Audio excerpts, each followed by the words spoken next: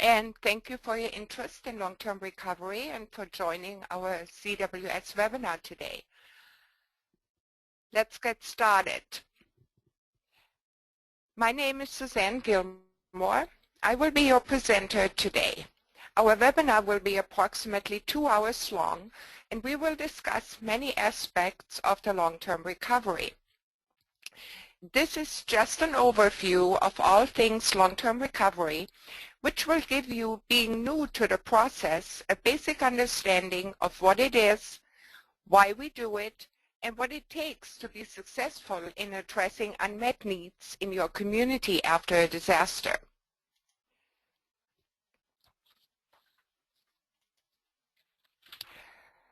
Also present today is Barry Shade, our Associate Director of Domestic Emergency Response. Sandra Kennedy-Oates is traveling and will not be able to join us today. Our webinar will be recorded. The webinar will be available to share with other members of your organization in approximately 48 hours by visiting the web link listed here, www.cwsglobal.org/LTR webinars. And I will show you that contact information at the end of the webinar again as well. You're currently being muted, but you can ask questions by writing them in the question box on your control panel. Please take the opportunity to ask our presenters plenty of questions. We will take a 10-minute break about halfway through this webinar. So let me first introduce Church World Service, or CWS, to you. Founded in 1946, the Church World Service mission is to end hunger and poverty and to promote peace and justice.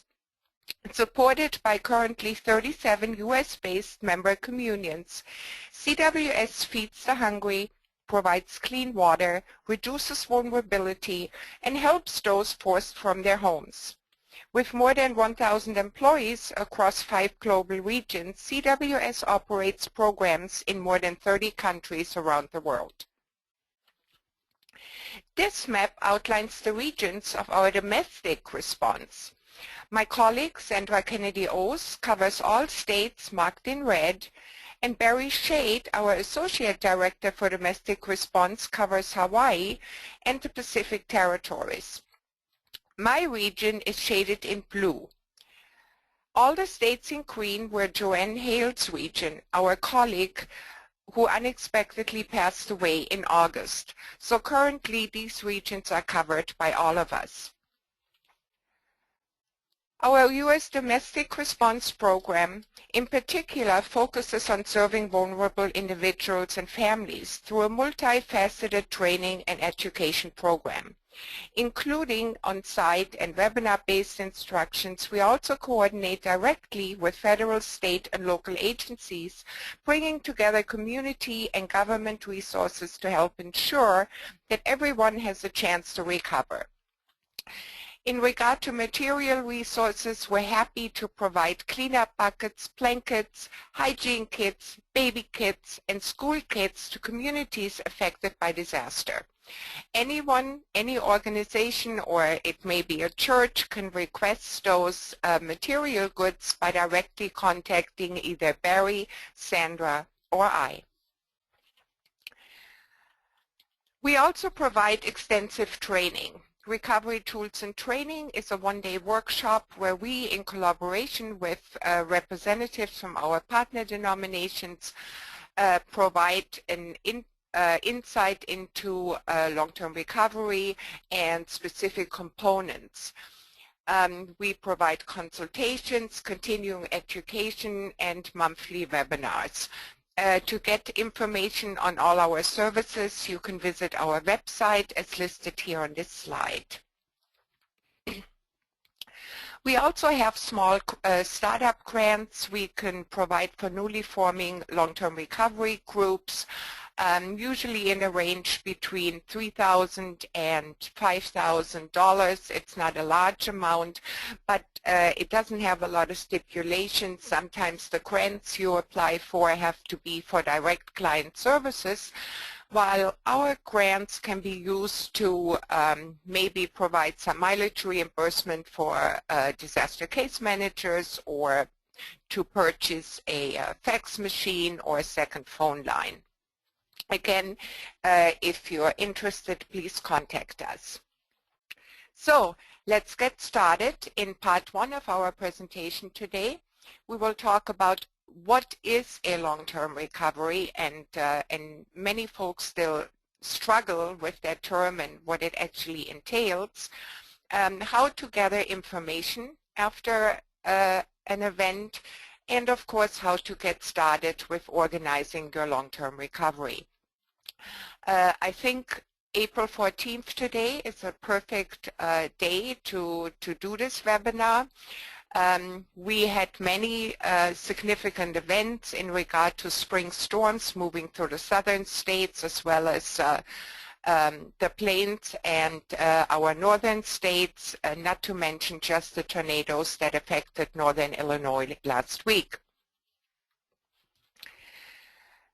It is my hope and desire that this presentation will give all of you a better understanding on why long-term recovery is needed, the structure and organization that will need to be in place, issues, components, disaster case management, construction management, and everything in between.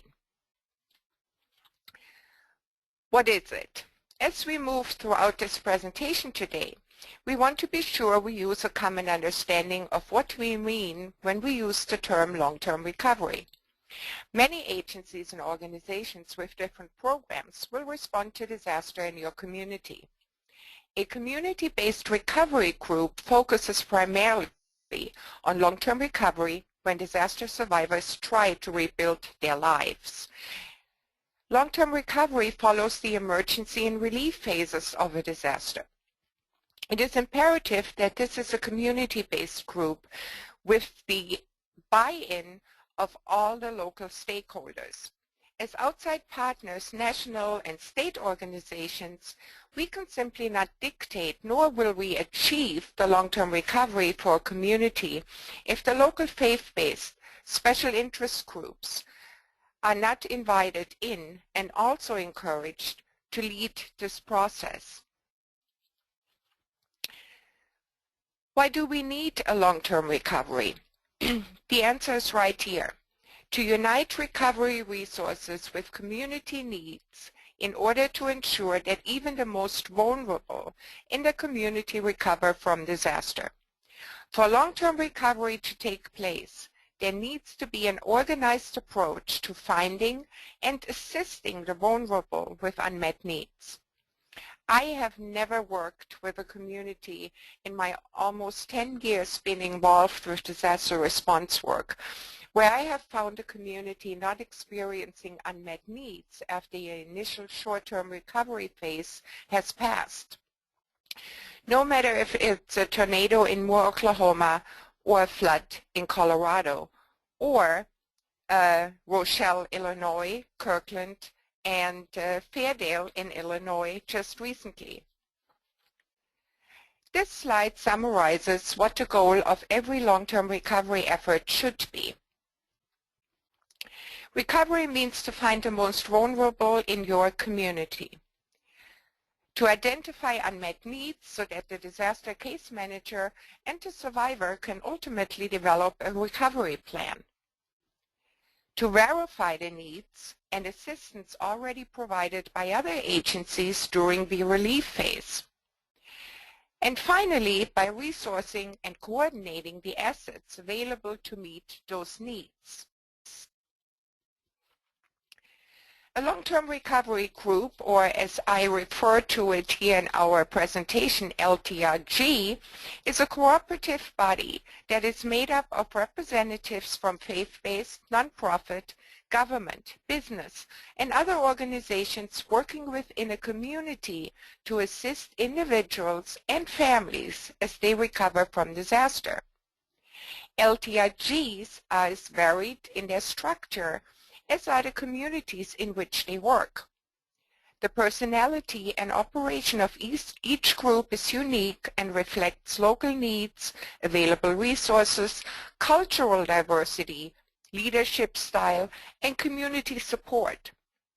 No matter how a group is structured or what it calls itself, Unmet Needs Committee, Interfaith Organization, Coalition, Roundtable, Partnership, Coordinating Council, and so on.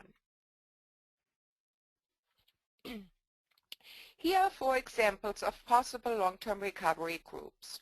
All of these work.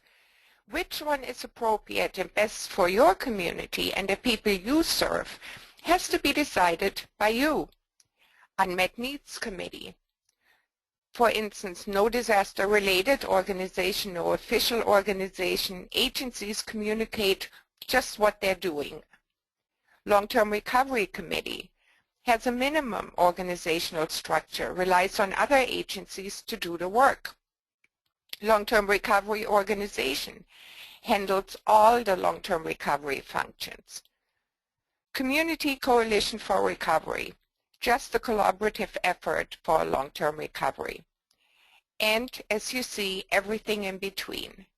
That means that you organize for what is best for your community.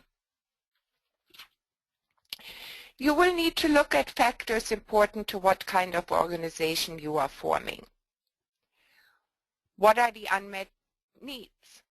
What is the population makeup affected by the disaster? The size and the scope of the disaster. Flooding of basement compared to totally destroyed homes due to a tornado those communities usually have very different needs. What declaration, if any, has been received? What funding do you anticipate? Who are your partners? Who committed to do the work? Pre-planning defines what the structure of the LTRG will be. Excuse me. Recovery, especially long-term recovery, is the longest and in many ways the hardest and most emotionally trying of these phases.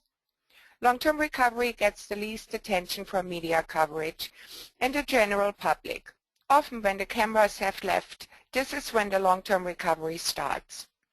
I'm sure that all of us have experienced in one or another a person saying, the disaster is over, when we haven't even begun to rebuild people's houses and lives. Take a look at this graph. You may have seen it before. The rule of tens is a very general estimation that can vary greatly upon the types of disaster and the resilience of the community. However, the rule of tens can give us a starting point to see approximately how long the recovery process may take. You take the number of days that the community is working on rescue. Multiply that by 10 to get to the rough length of the relief phase. During this phase, everyone is working hard to ensure that survivors are safe, being fed, provide shelter, clothing, and other necessary items. Now multiply that number by another 10 to get a rough estimate of the number of days to recover. Graphed here are 10 days, 2 days, 7 days of the initial rescue phase. In the darker shade, you can see the relief phase and finally the estimated time for the recovery.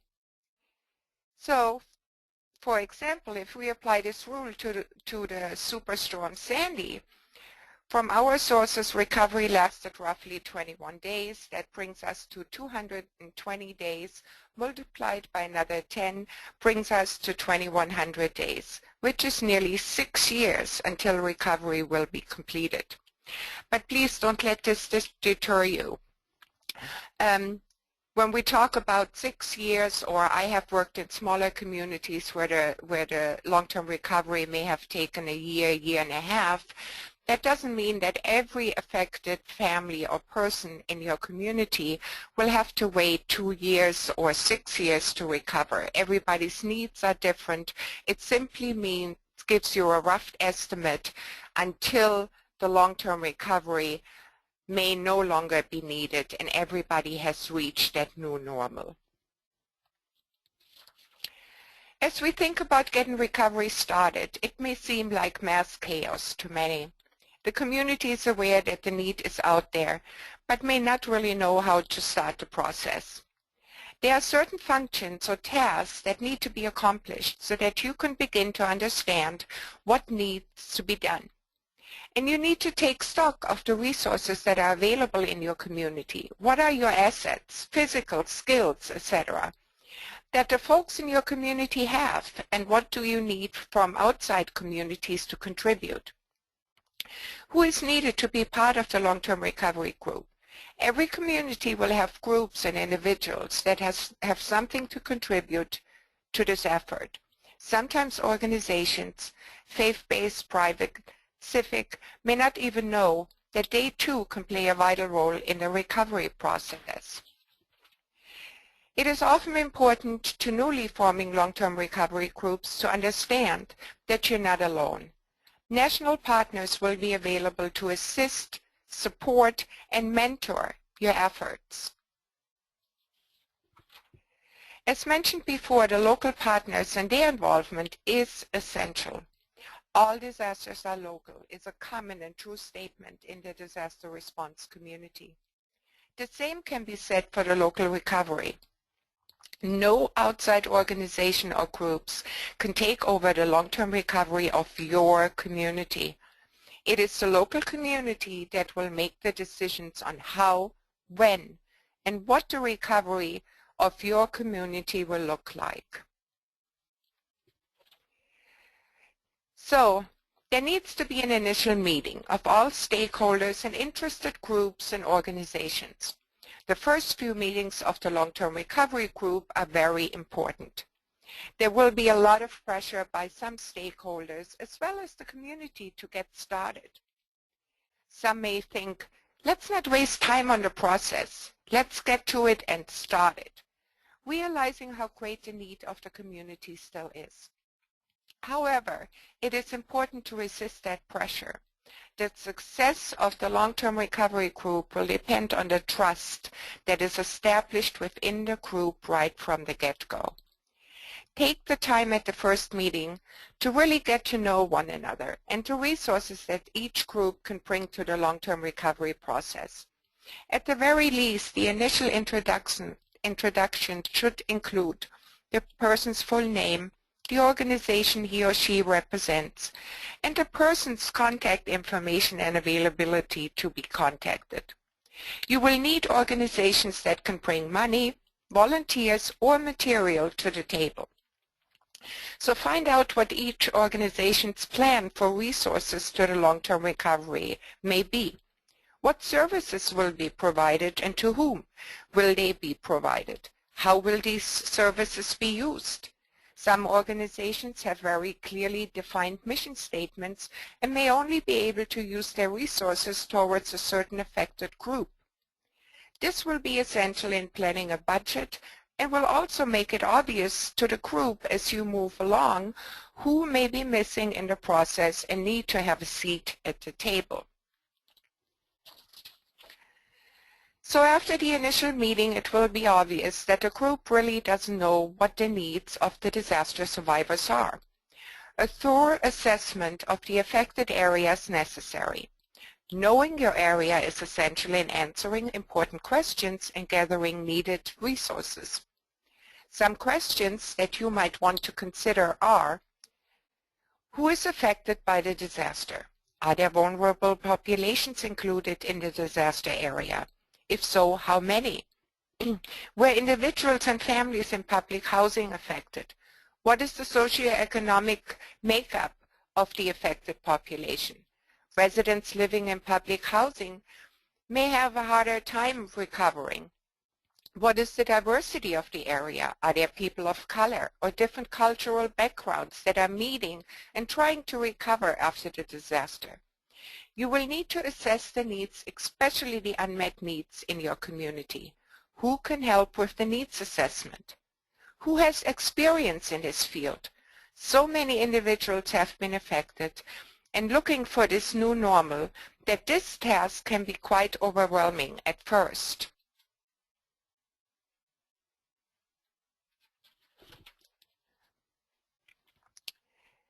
It's best for the long-term recovery group to turn to a variety of sources for information on the unmet needs of person and family. Damage assessments conducted by government and private agencies engaged in response to the disaster may provide an initial overview of current and emerging needs. As recovery unfolds, more detailed and accurate surveys are conducted. Building inspections, for example, will identify safety issues and repair costs. The community needs assessment is really intended to gather information for the recovery program to help develop overall recovery plans and resource development plans, establish initial priorities for providing assistance.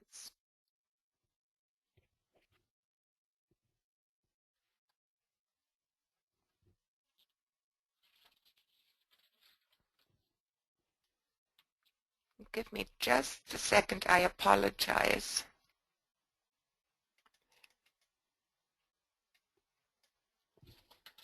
I hope everyone can hear me. I had a message here.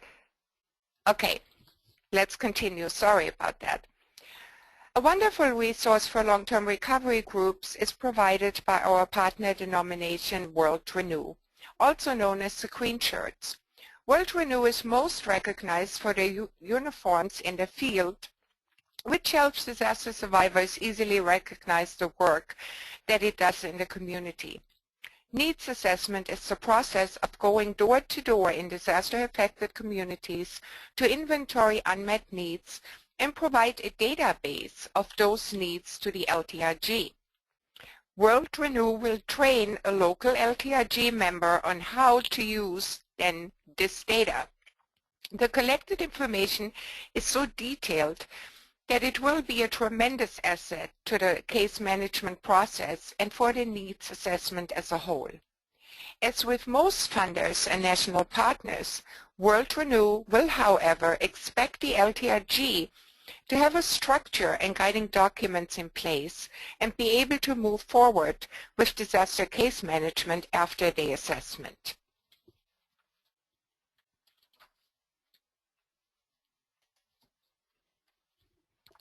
Should you have to rely on your own needs assessment, here are some steps you can follow. The first thing that you want to do is a windshield tour. There's no substitute for using your 5 senses in an assessment. Drive around the area and see for yourself what has happened. Get out of the car to get a feel for the area. What do you hear, smell, or see? Seeing the disaster-affected areas in comparison to the surrounding areas can help. How will rebuilding the disaster area fit into the surrounding area that was not affected? And talk to people working on their homes. Get their perspective of the recovery. What are their most urgent needs? Be sure to take photos and videos. This is also a great tool for you and the group to understand what has happened, where it has happened, and just how extensive the damage really is. Use the resources of people who know their community. Newspapers and other local media are good resources as well. From the news stories, you may find what other organizations are already involved, and of course, what is the mood in the affected area. It will also be important to have the media on your side. Don't forget to get them involved so you can control the story. Many people will be gathering information, including the local emergency management agency and federal emergency management agency. You should keep in close contact with those agencies as they have many resources for the survivors as well. They will need your input and you certainly can use theirs. This also creates opportunity to develop a good relationship. Great resources for disaster recovery can be available to the community when the President, in response to the request from the Governor of the state, declares that the disaster is eligible for individual assistance. When a disaster event is not declared for individual assistance, the capacity of the local community, perhaps the state and the faith community, become the primary assistance for disaster survivors. The Internet can give you quick results and answers many of your questions as well. This is a great place to look up information. Also talk to your local authorities, fire chief, police, neighborhood groups, faith leaders, and volunteer agency leadership. Have a discussion with people from every part of the county that was affected on a regular basis, especially those who helped the most. And of course, you can talk to Church World Service, your state board, chairperson board stands for Voluntary Organization Active in Disaster, or your local voluntary organizations active in disaster members if your county, for instance, has one. Finally, there will be community gatherings convened maybe by the mayor, Red Cross, county officials. Sometimes these meetings produce more heat than light, but it can be an important source of information because of who will be there. You will probably be a little overwhelmed with all the information at first, but this is another piece to help you decide who to help, where the focus of the LTRG should be. So what information will you need exactly? Of course, who was involved, how many homes have been damaged, how severely, where are the inhabitants, were they evacuated out of the area, what critical infrastructure has been damaged, were the schools and the hospitals damaged, what were the impact on the business community, what are the community's strengths, how prepared was the community before the disaster, who is already present and working in your community, is recovering starting smoothly, what other organizations are here. These are questions that will help to determine the capacity of the team that may be already present and what additional resources may be needed. Community capacity can be evaluated and built upon. The best use of all organizations' resources and strengths will largely determine the success of disaster recovery. For every question you answer, there will be 10 more. Decide what is really important. What faith communities are already present? Not just houses of worship, but faith-based missions, religious social groups, and so forth. Don't forget to talk to your local pastors, rabbis, and other faith leaders. They certainly have valuable information regarding their congregations and surrounding areas. Here are some more ideas of possible organizations in your community who need to be talked to for information and, of course, possible involvement.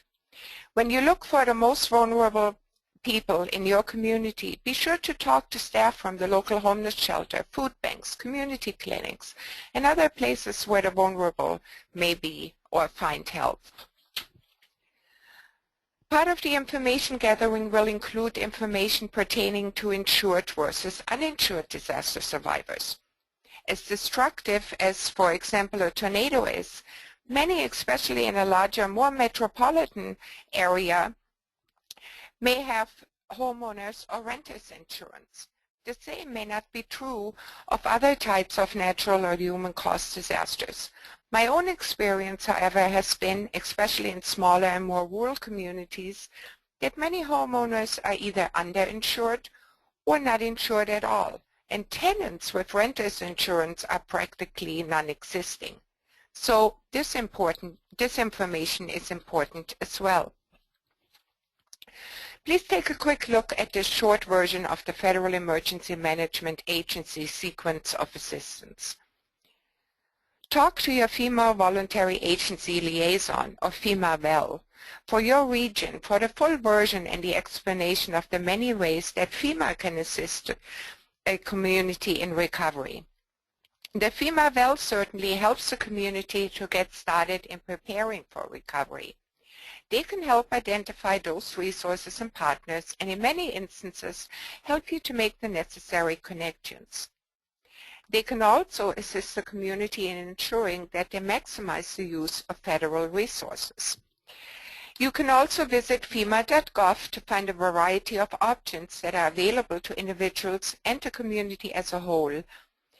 I need to point out that even if a homeowner should receive the max grant amount allocated by FEMA, which is around $30,000, this is certainly not enough to rebuild a home, on top of the expenses for a family being displaced for months. All right, now that you have gathered information from various resources in town, we must know how to sort it. Based on your own good judgment, you will have to decipher what is most important and work your way down to the least important. With all LTRGs, there will be limits to what can be addressed during the recovery process. A good guideline will be the need must not have existed before the disaster, not be an ongoing social issue, not be an upgrade to a previous living condition. Although this may happen through reconstruction, of course. You must validate all of your information and seek multiple sources. Throughout the process, you must continue to update. Keep your updated information readily at hand. It will be useful as the LTRG develops. Let's look at the vulnerable population. Who are we talking about? Who are these people in your community? It may be the elderly, children, women, single-parent homes, those with disabilities, cultural and ethnic minorities in your community, persons with language or literacy barriers, and those who are economically vulnerable because of employment, citizenship status, and/or education.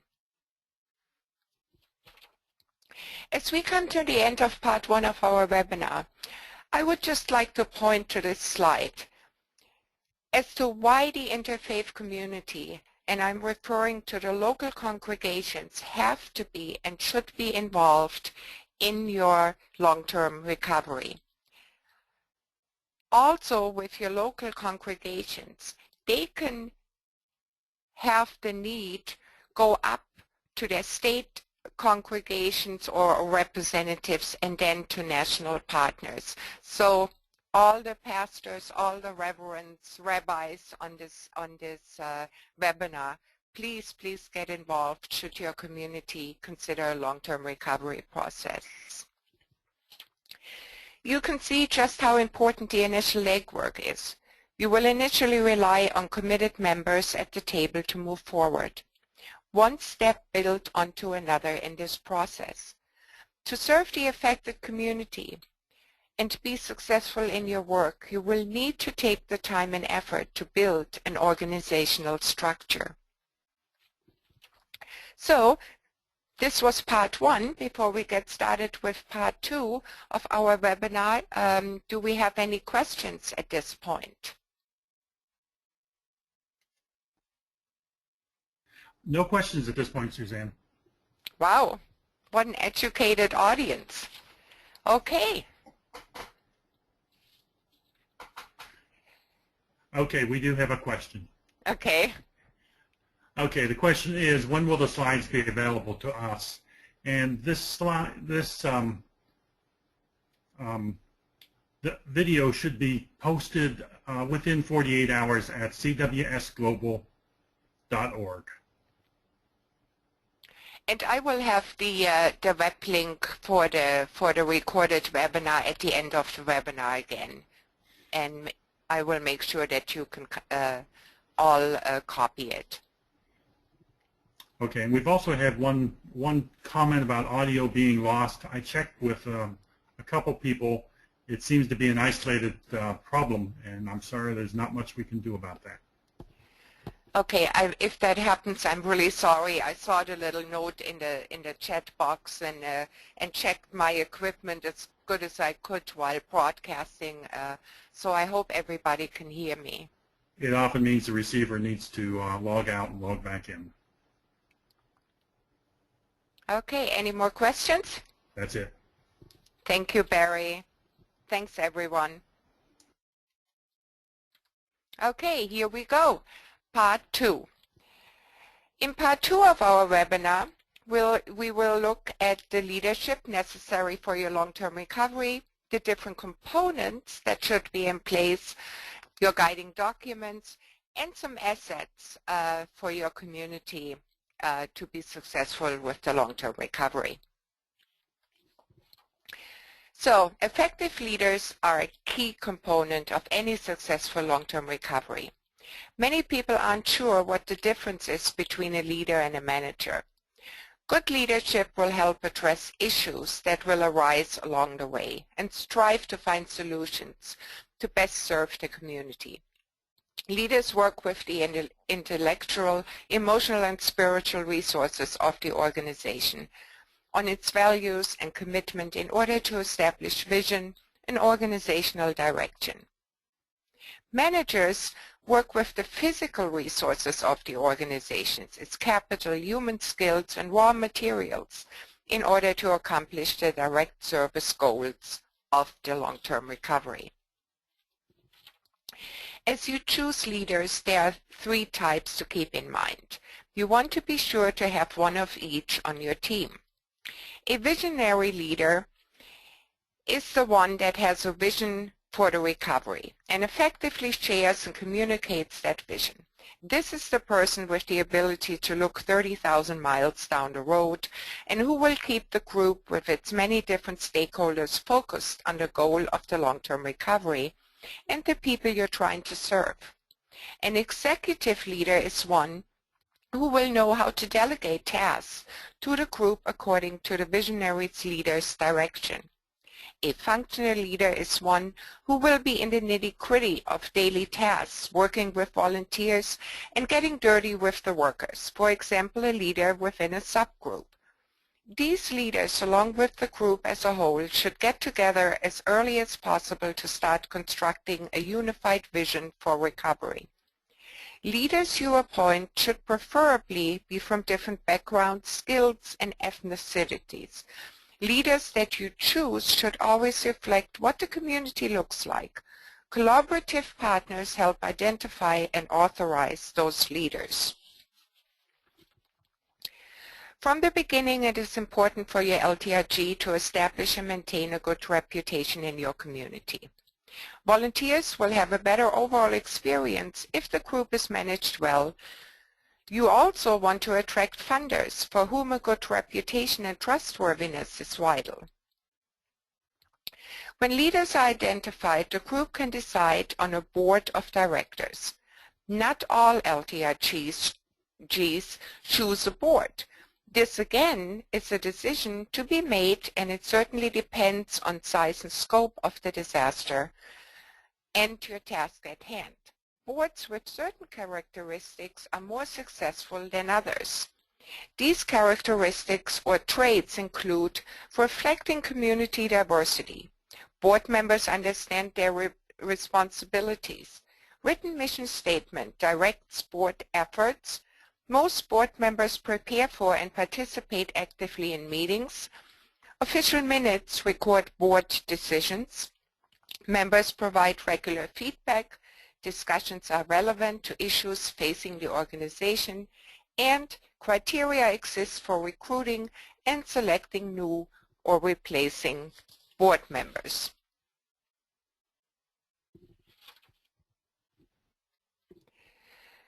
You have a well-established working group, you may have a board of directors, and of course a community needs assessment completed. You will need one more important step before you can move forward. The LTRG can't succeed without creating its structure, setting its objectives and goals. Building an administrative infrastructure is important to maintain transparency among the group. Good administration is like the glue that holds all the pieces of the LTRG together. Depending on the size of the group, paid or volunteer staff can be recruited for administrative purposes. You can copy and steal to build your guiding documents from the National VOAD website. Don't waste time building your own when someone already did all the work for you. Your guiding documents will give the LTRG direction. You will probably start with a short mission statement. It should just include the following points: the name of the organization, how do you want to be identified. Often catchy acronyms are used by combining words that describe the mission and location of the organization. A goal statement which defines the purpose of the recovery organization. How will the organization make a difference in a community? Who will join in the recovery operation? What role will each community organization play? The operation can also include individuals with organizational skills or influence. And of course, your objectives. The objectives clearly state what you want to accomplish. They will help you know if the recovery organization has been successful at the end. Some LTRGs also use the mission statement to narrow down the area where the group will actively be working. Bylaws, informal or simple, will help the group identify how it intends to operate and relate within and outside of itself. All LTRGs may simply decide upon some basic procedures and be able to operate with those in place. An LTRG, even though it may operate under another organization's 501c3 status, should have bylaws to indicate its governance, who will be handling the funds, and to establish lines of authority and responsibility. In an extended recovery effort, a structured group may start out by using an existing nonprofit as its fiscal agent. It may continue this for the duration, but many will find it advantageous to move to having its own incorporation and tax-exempt status. To maintain transparency, good accounting is critical. It can be accomplished by having its own treasury or using the services of a community organization that regularly handles money for other organizations. If the long-term recovery group chooses to use another fiscal agent, it needs to ensure that the group retains the right to distribute the money independently. The LTRG has the responsibility of reporting to donors, stakeholders, and the community as a whole, and it makes it easier to be in control of the funds rather than having the fiscal agent decide how to spend the money. This is so that checks can be drawn on the account to address the group's needs and not at the convenience of your fiscal agent. Confidentiality is an underlying principle in all that case managers do. We hold specific information which a client shares very carefully to protect them from risks. Case managers form a trusting relationship with that client. The client has given them the treasure of their private information, which you will have a duty to guard and protect for them.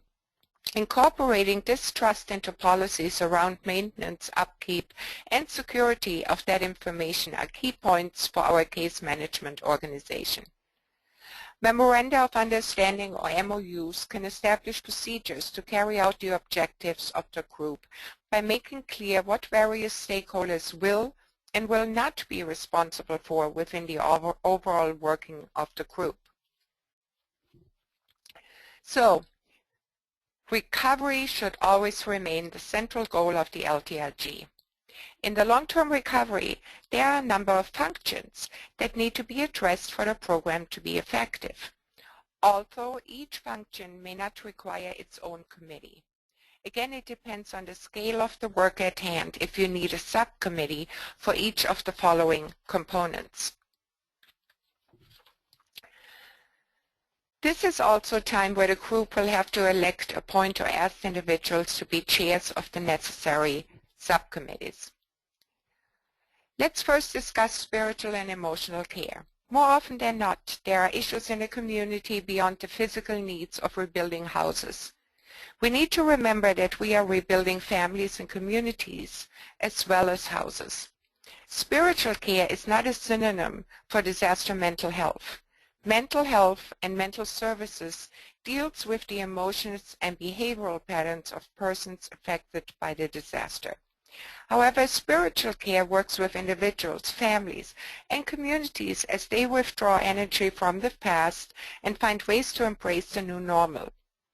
Caring for the community as a whole will help them integrate this experience into the story of the community.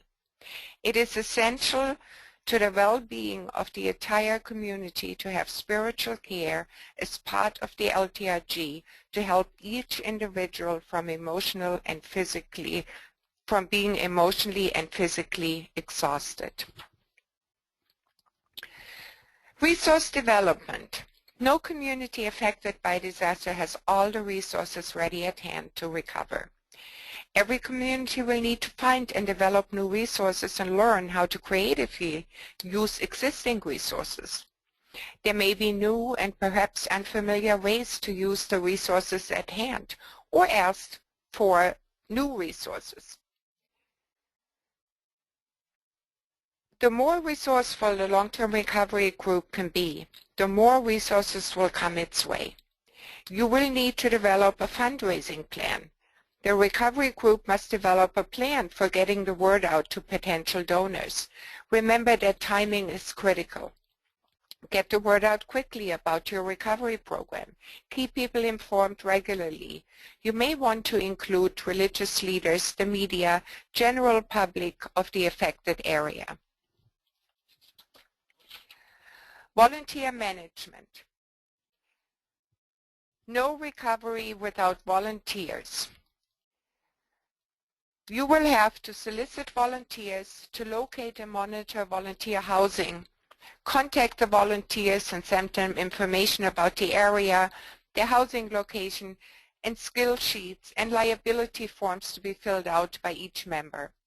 Deal with all phases of housing issues: utilities, bedding, food supplies, dishes, cleaning supplies. Send return skill sheets to the construction department. Work with the construction coordinator to orientate the volunteers. You may also experience affiliated volunteers. These are attached to a recognized organization. Unaffiliated, also known as spontaneous or emergent volunteers that want to assist in recovery efforts without being trained in any specific area, nor are they affiliated. And convergent, individuals or groups that have a desire to assist outside the system of their jurisdictions. It is important for volunteer work to be recorded. Volunteer work hours can be useful for volunteer records as well as the LTRG. With many different types of volunteers in a community, it is important to put an effective volunteer management system into place that will serve as a vital link in connecting resources to the unmet needs. Volunteers will oversee a number of functions to include communications, accommodations, health and safety training, orientation, debriefing, recognition, and volunteer evaluations. Our neighbors can be very generous. Immediately following a disaster, donations will pour in. Some will use disasters as an opportunity to clean out their garage or closet. This can create a problem for disaster recovery groups.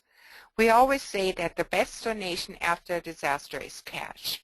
However, without the truckloads of donated building materials, furniture, office supplies, and other services, most disaster recovery groups would have a hard time surviving, not to mention doing any actual recovery work.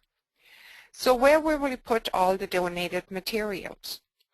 Warehousing is very important to donations management. Along with warehousing, good warehouse manager will be appointed. A donations or warehousing manager will be in charge of the distribution, staffing, and transportation. The key to managing in-kind donations is knowing what you want and need and asking the donors for it. Put out the right message. Most long-term recovery groups will identify one or more construction managers. A case management process must be in place to ensure that the homeowner's or client's own resources have been properly investigated before the construction process can proceed. Construction coordination should be a separate department.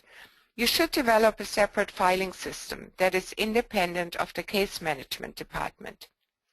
At the end of the recovery effort, these files can be given to the caseworker to be put in the homeowner's file. A construction department should have its own telephone line because the issues that arise usually need immediate attention or action by a construction coordinator, and the caseworker usually won't be able to answer the construction-related questions.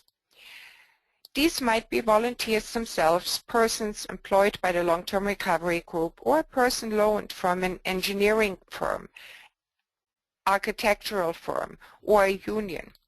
However the construction managers come into the process, their presence is essential to the rebuild process.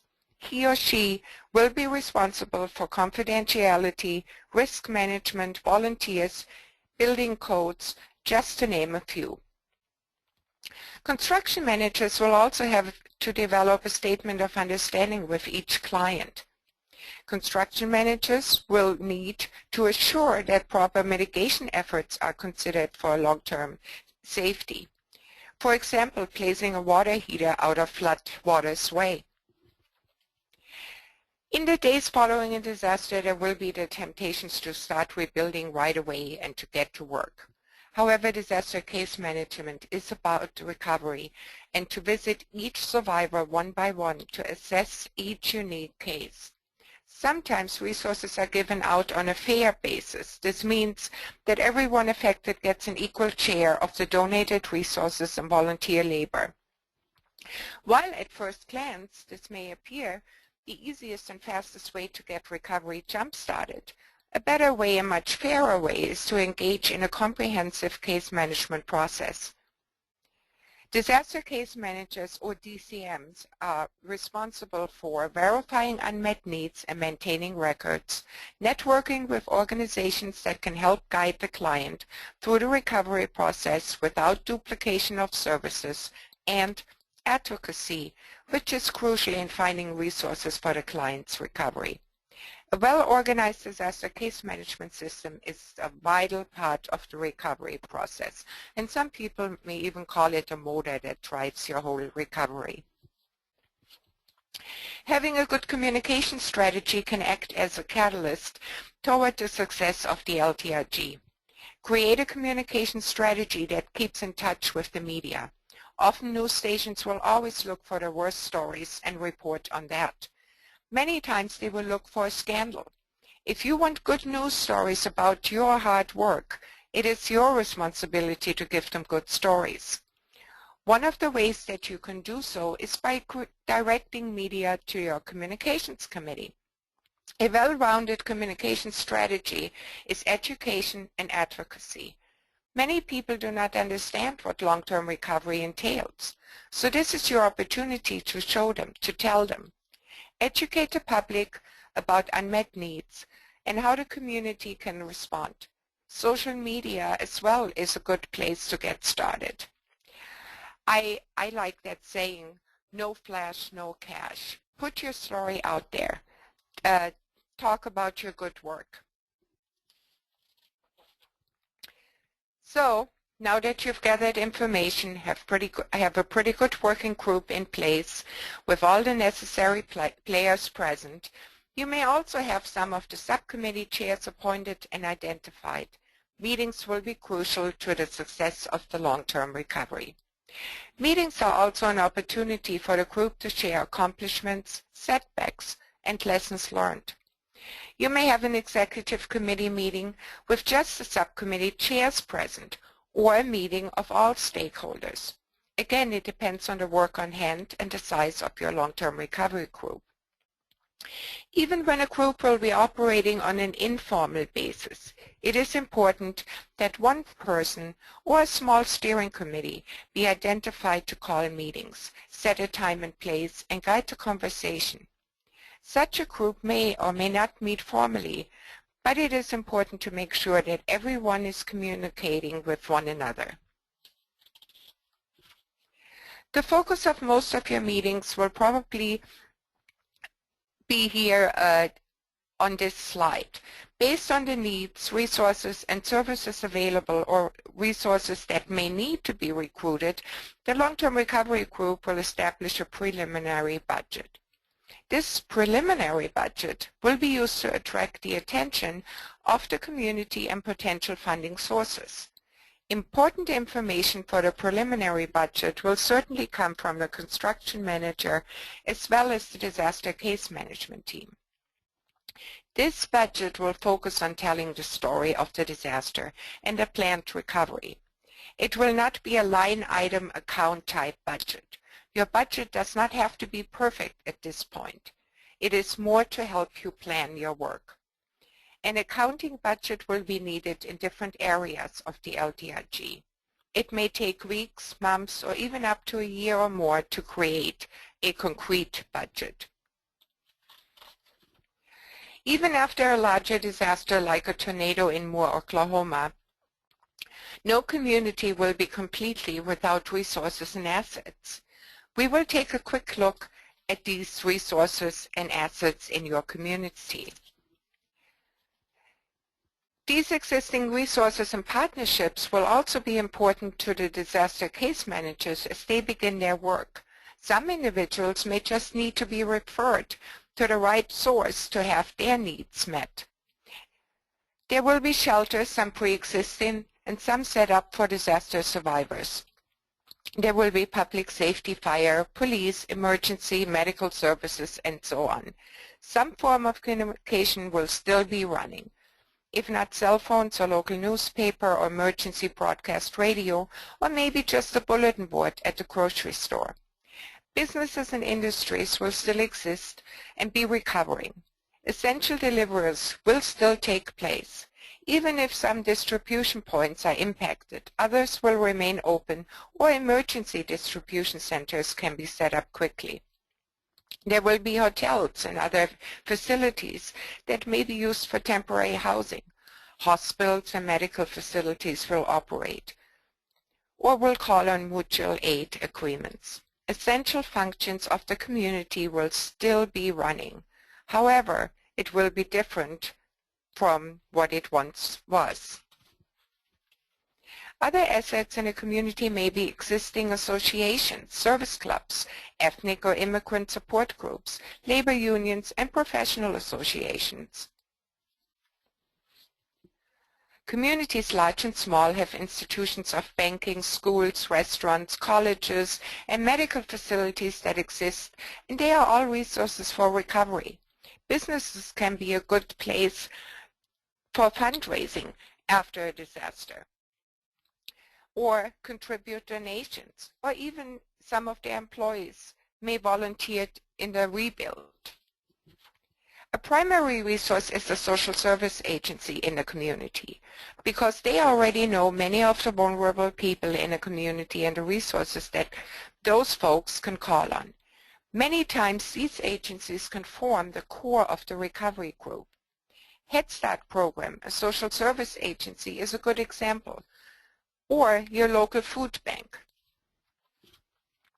Nonprofit groups and social service agencies are active in pretty much any community. These groups have community recognition, knowledge of community resources, and may be maintaining ongoing relationships with other organizations. While LTRGs are largely made up of volunteer nonprofit groups, having good relationships with local, state, and federal government is vital. These agencies will have information on the scope of the disaster and can guide you maybe in other grant or funding programs that may be available. Government partners can open lines of communication. And of course, their presence can accomplish more for the community. Don't forget your business associations and of course your civic groups. They may also have financial contributions. These groups can raise money.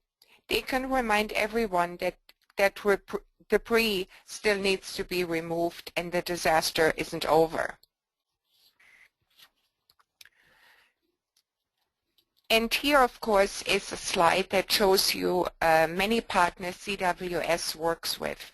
And even so it can be a challenge and you may feel alone initially, we're all here to provide support for your long-term recovery efforts. Any questions? We do have several. First we'll attack a series of questions asked by CJ that all kind of go together. Should designated members of the, and it concerns fiduciary agents, should designated members of the agency also have access to the funds instead of the agent having the only access in determining how the money is spent?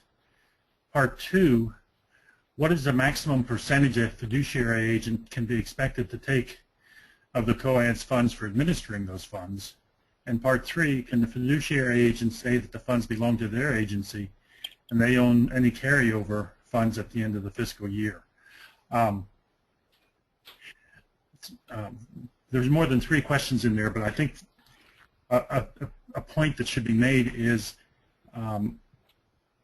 for a smaller long-term recovery organization, they may have to rely on the fiduciary more than a larger one would be. And you may not have a lot of choice on some of those questions. But basically, that's going to be a contract between the long-term recovery organization and the fiduciary agent, and you'll have to hammer out those terms of the contract at the very beginning. If the fiduciary services being provided are very costly, that puts a requirement on the long-term recovery committee to become their own 301c as soon as possible and take away some of that problem. There's no set fees. The percentage that the fiduciary agency may keep is one that you'll negotiate with them. I don't think it on the in regard to keeping the funds left over, those funds in my mind belong to the long-term recovery committee and should be returned to it for final usage or returned to the donors when the project is complete, assuming there are funds left. But every one of those details has to be negotiated in the best interest of your long-term recovery organization. And to some degree, the larger the long-term recovery committee, the more leverage you'll have in getting good, terms that are best for you. And again, the best way to do it is to go and become your own fiduciary agency to the extent possible. The more control you have over the funds, the more you can use them in accordance with your mission statement. Yeah, I may add here, I've worked in small communities. You know, we unfortunately don't get a whole lot of federally declared disasters here in Kansas. And we often worked under the umbrella of the United Way. I have seen where 3 to 5% was acceptable to long-term recovery groups, and I agree with Barry. The long-term recovery group and its unmet needs committee pretty much has the right to decide what happens with the money and what happens with the money after the long-term recovery has been completed. One other comment I might make is if you know that because of the size of your group, that your fiduciary expenses may be high, you might just serve as the middle person between the donor and the whatever the funds are being obligated for, and you help make the action happen and then let the donor pay directly for it, thereby avoiding the fiduciary agency entirely.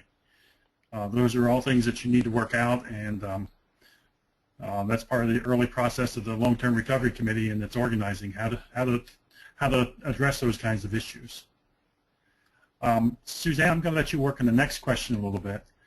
Can you elaborate on conversion groups, examples being their function, benefits, and challenges? Convergent groups can be, for instance, a business that heard about the disaster and says, we're closing the restaurant today, and all the employees come and work in town XYZ to help with the they come as a group. They don't come individually as unaffiliated volunteers. So you may have affiliated groups, they like the Mennonites or from Lutheran Disaster Response or UCC. They come into an area, they organize, they have done this before, they bring their own tools, they're ready to get to work. You have unaffiliated volunteers, and you have the convergent ones where a business in a nearby community or so might want to come out for a day and do some work. Okay, and the second question from Keith, is the recovery model a resource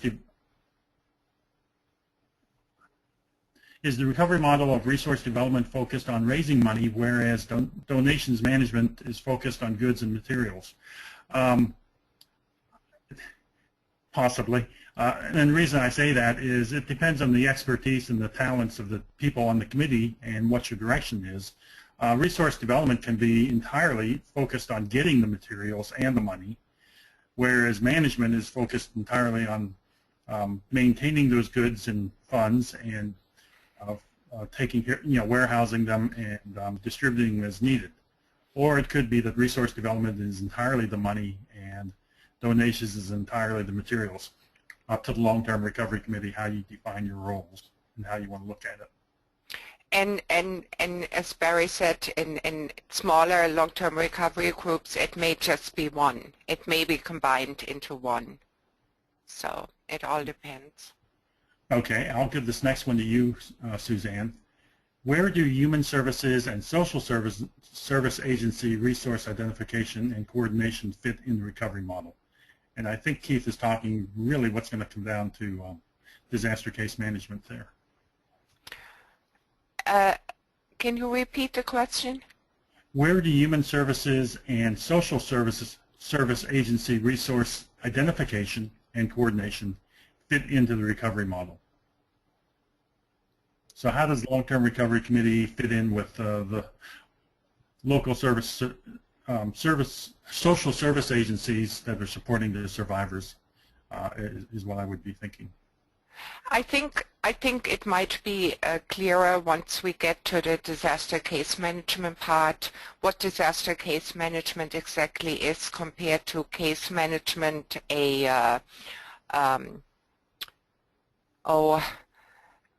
another service agency in the area is conducting. Maybe we can readdress that after the disaster case management component. Okay, back to CJ's question concerning fiduciary agency. Apparently he's dealing with one that's looking at taking about a 15% fee. That is, I would say, quite clearly in the highest range of fees that I've ever seen, and I would be shopping for other alternatives to that fiduciary agency, or dealing with it on the shortest term possible. Exactly, but because the money that you have to pay your fiduciary is money that you can't spend on the recovery process. Right, and that money is given for the benefit of the survivors. The question: how long, in your experience, does it usually take for the setup of a long-term recovery group, i.e. the amount of time from initial meeting until a functioning group is set up? And a lot of that varies by the size of the disaster, and it also varies by how soon the community coalesces around the idea that they need to have a long-term recovery committee. But you really don't start doing much in terms of forming long-term recovery committee until the relief and relief phase of the disaster is over. So for a moderate-sized tornado, I would say you're going to get into long-term recovery organizing at about the 2-month period. For a larger storm, for example, Sandy, it may be 6 months or a year. Hopefully more like 6 months and not a year. But the larger the disaster, the more agencies come into play and the harder the coordination process. And just the overwhelming size of the task makes it harder to get the players involved as early as many times would be necessary. That said, the other thing that does happen on the large disasters is you do have the Red Cross and FEMA and Salvation Army involvement that bring in extremely large amounts of good talent to help the process move along.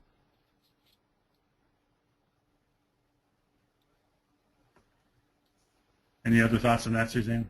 No, I agree. That's absolutely right. It takes a bit. Yeah.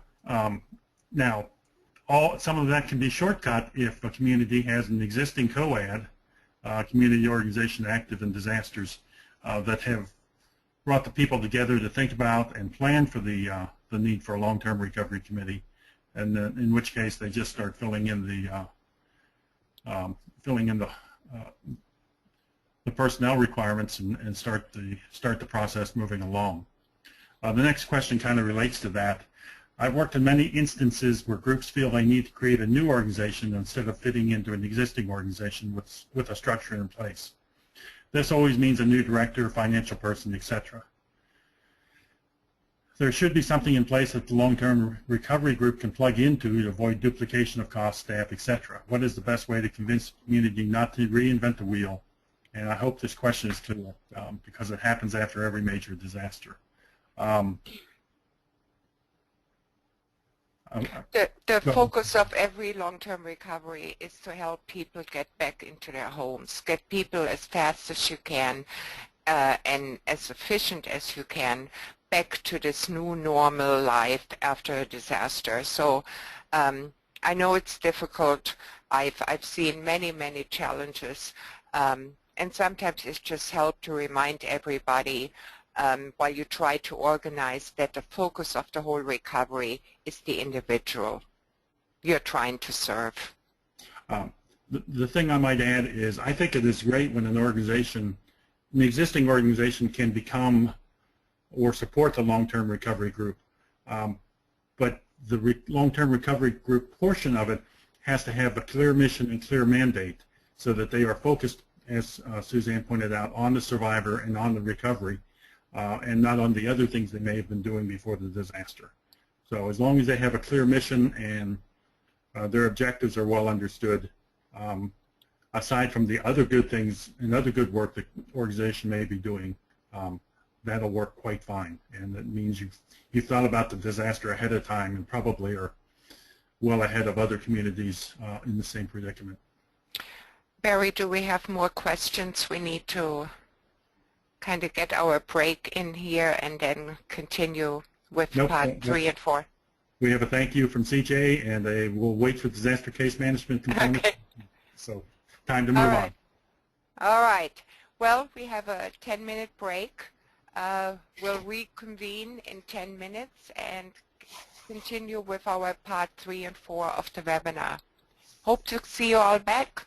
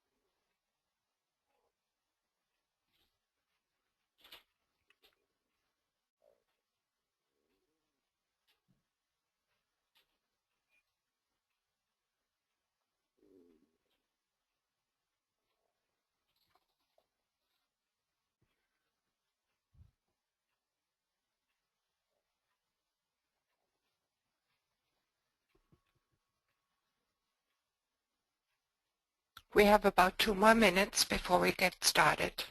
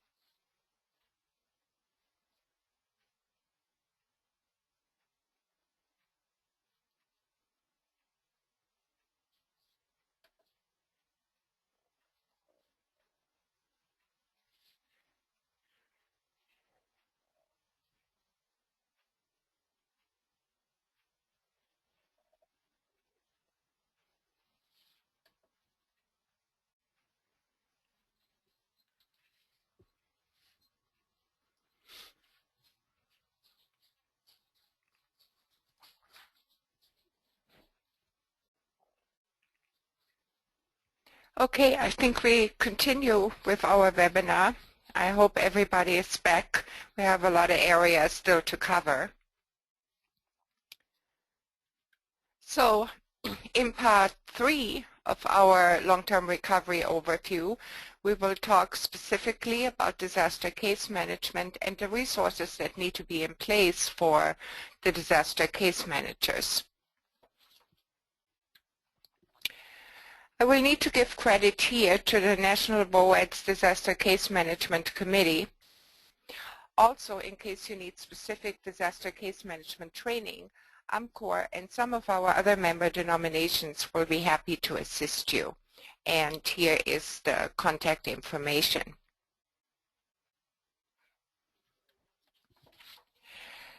We first need to take a look at the definition of disaster case management versus disaster casework. It will be important for you to know this definition. These two terms are often used interchangeable, but are very distinctly different. There are other differences in the definitions of casework for FEMA, NASW, and National VOAD. We are respectful of those differences in mission and the values of each. We do not see these as conflicting but complementary. In our disaster service work, we will recognize that different organizations have definitions and acronyms that we will need to understand. Don't be afraid to ask for clarification. Disaster casework. Disaster casework is early intervention after the disaster provided by skilled helpers who aid survivors in taking the first steps toward their recovery. Disaster caseworkers may come from the American Red Cross, Salvation Army, and other organizations. Interventions include providing accurate and timely information and referrals, identifying resources to meet urgent needs, and screening for disaster program eligibility, including long-term disaster case management. So disaster casework is provided to help the client with short-term goals.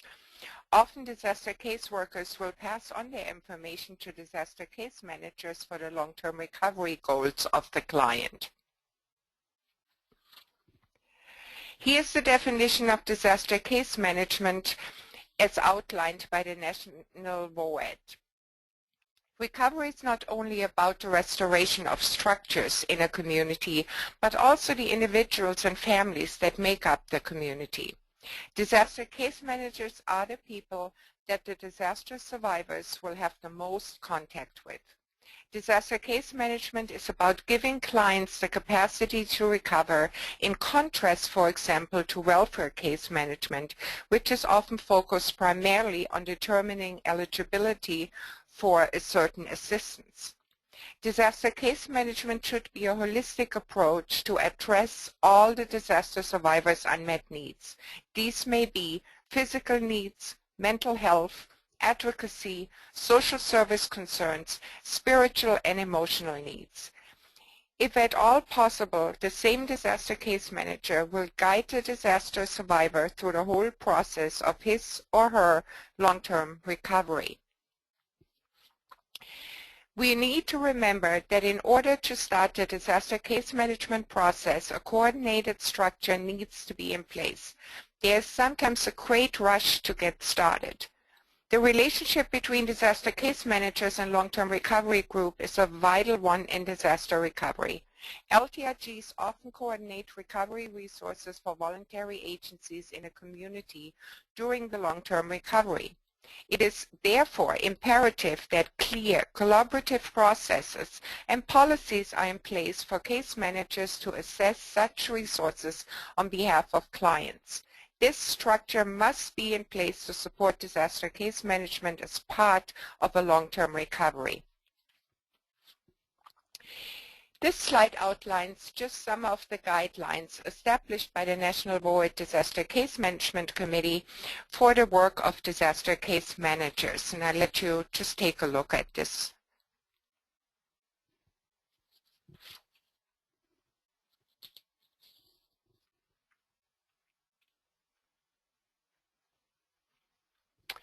And as mentioned, the Long-Term Recovery Committee or group has the following responsibilities concerning the disaster case management process. It needs to support the effort.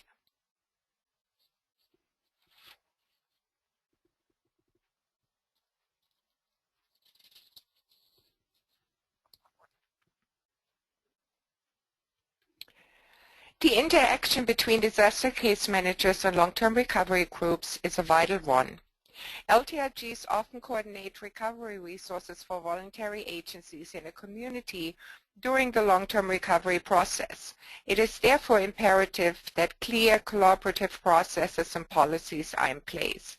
There is no single correct way for the collaboration of disaster case management and LTRGs to be structured, as the most appropriate structure is independent upon the nature of the disaster, the local community, the resources available, and the voluntary agencies working in the recovery. The following points should be considered.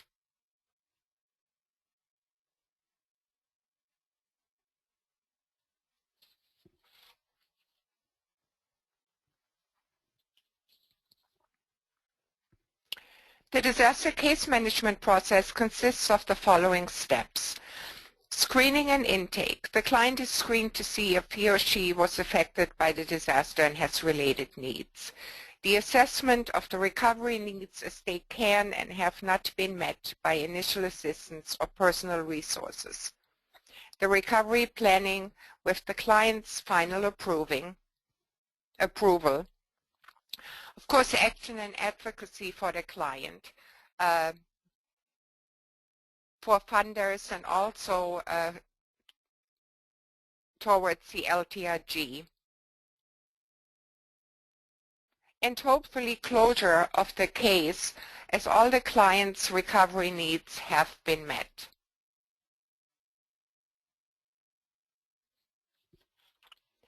I would like to discuss one more item that needs to be considered in the long-term recovery process, and this is avoidance of duplication of benefits.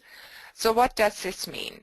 The disaster survivors may have received items or assistance from multiple organizations in the initial phases following the disaster. Red Cross may have given monetary assistance for temporary housing. Salvation Army may have provided monetary assistance for clothing. There may have been a local church with a contact that is able to replace refrigerators destroyed in the disaster and promised to the client. You can see that it may be a challenge, but nevertheless the goal to make sure that each client needs will be evaluated on an individual case-by-case basis. The American Red Cross with its partners may have utilized CAN, the Coordinated Assistance Network, which will be a helpful tool for disaster case managers to determine the benefits a survivor may have received already. What you need to remember throughout the disaster case management process is that the decisions towards the recovery belong with the survivor. Even when a particular person's ability to make decisions is limited by infirmity, confusion, lack of experience, or other factors, the decisions must still be made by the person who will have to live with the consequences of those decisions. Sometimes the most helpful thing a disaster case manager can do is to clarify the choices, break down complicated decisions into manageable segments, or to simply wait until a person is in the emotional and mental place where he or she can actually cope with the decisions to be made. Sometimes that waiting is the hardest part for those of us who are task-oriented people. So we're ready to look at the resources your LTRG needs and how we best manage the resources available. With the DCM, Disaster Case Management process in place and work starting to take shape, you may discover new resources needed. What's needed today may change in a few weeks, and new resources need to be developed. Resources are limited in most cases. DCMs can work with the LTRG to ensure that there is the most productive use of those resources. It is then up to the LTRG to seek additional resources from donors and not give up looking for those. There are three types of resources: money, material, and the muscle. All must be available. Disaster case managers must know that these resources are available. With money, you have three tasks. Oh, sorry. Missed my slide here. With money, you have three tasks before you. Find the money, spend the money, report how you spend it. Some money will be easy to find, especially shortly after an incident. Don't we all wish money would just grow on trees? For the long-term recovery process, however, as time progresses and the media moves on to the next big story, it can become more of a challenge to secure it. The LTRG can also fundraise in the local area. When the disaster is no longer making the evening news, the LTRG still has the potential to attract local dollars. However, you need to make sure to tell your story in a compelling way. To attract donors, share what you're doing. Donors are not likely to be compelled to give to you just because you are an organization doing good. So put a picture on your efforts. Show the need. Show progress. What a progress that can be made if you receive the giver's resources. Challenge the giver not just to write a check, but to participate. Volunteer, sponsor a workday, donate space to house the case managers, or to donate goods. Offer employees an incentive to volunteer on a weekend or a holiday. Of course, in a federally declared disaster, there will be large sums of money coming from the Federal Emergency Management Agency to survivors. While that is not money that the LTRG can use for the expenses, it is a huge recovery asset that figures into the total community recovery.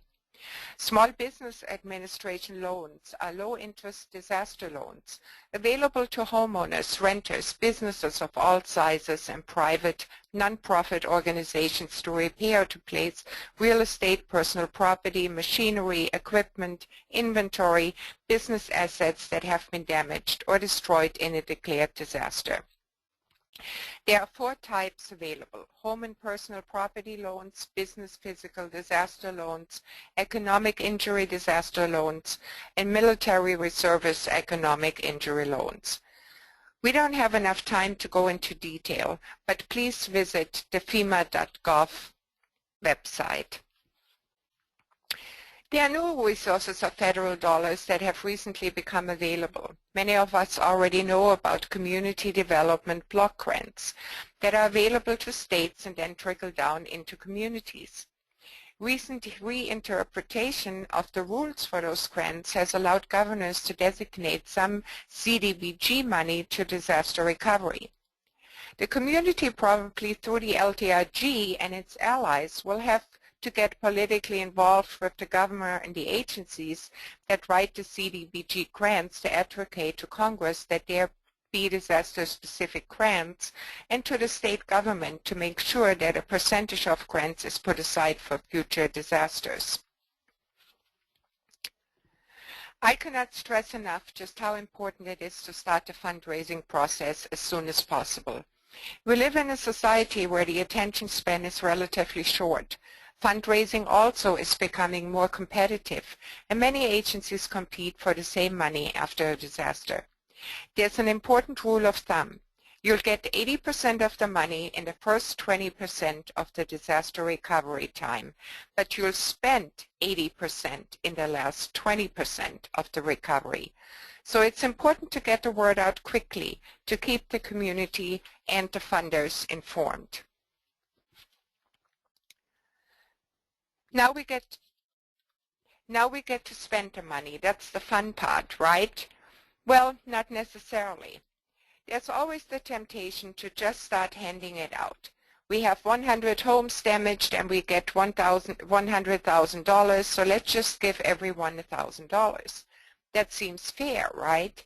Well, it may seem fair, but the whole idea behind the LTRG is that the recovery group will focus on identified and verified unmet needs. We focus on the most vulnerable population. So you distribute it and you have to set your priorities where the money will go for unmet needs. We don't make any payments to the clients directly. We pay for services or material provided. We will always need an estimate or invoice from a vendor before payment is made. And finally, payment will be made if the work was done to the client's satisfaction.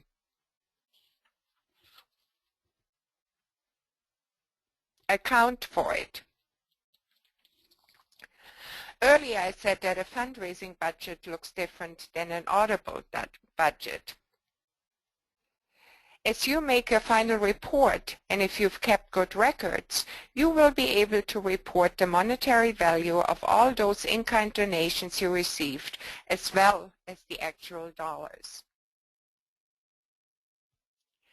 You will be able to know exactly where and for whom resources were used. Again, confidentiality is important, so use some means of reporting projects without giving out particular client information. Use generally accepted accounting principles. And, if possible, find an outside auditor.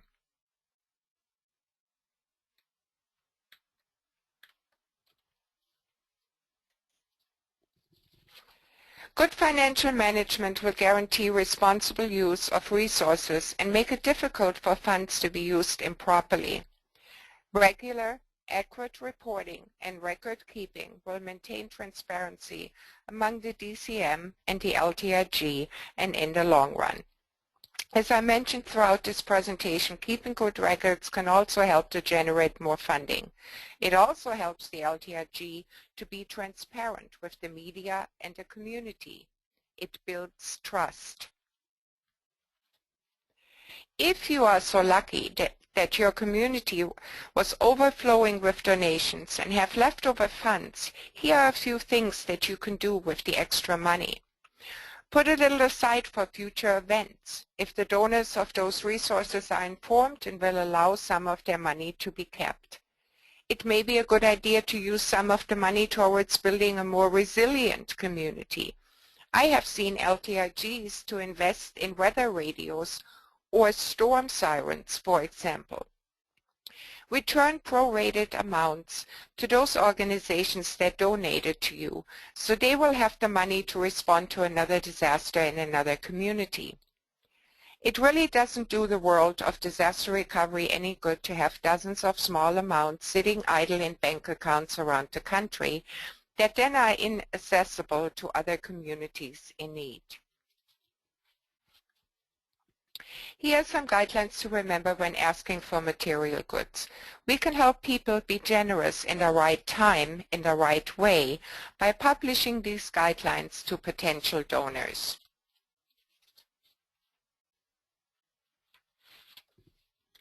While people often want to give things, cash is far and away the best thing to donate. Listed here are some talking points you may want to use.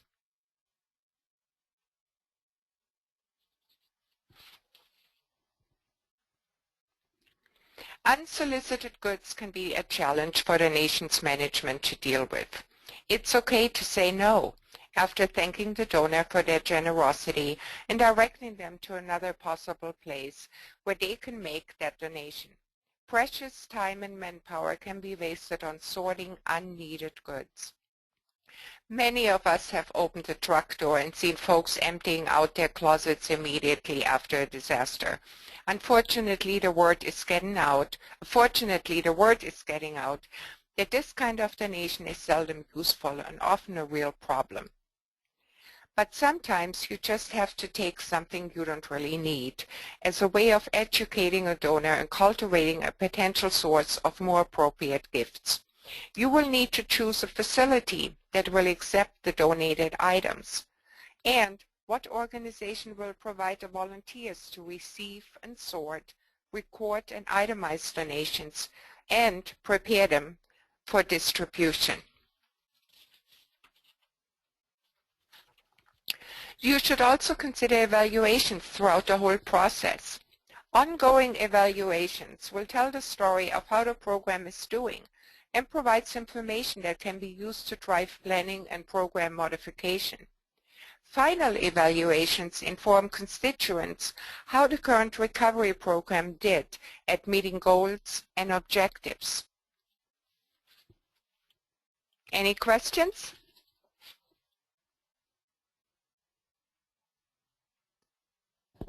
Yes, we do have a couple.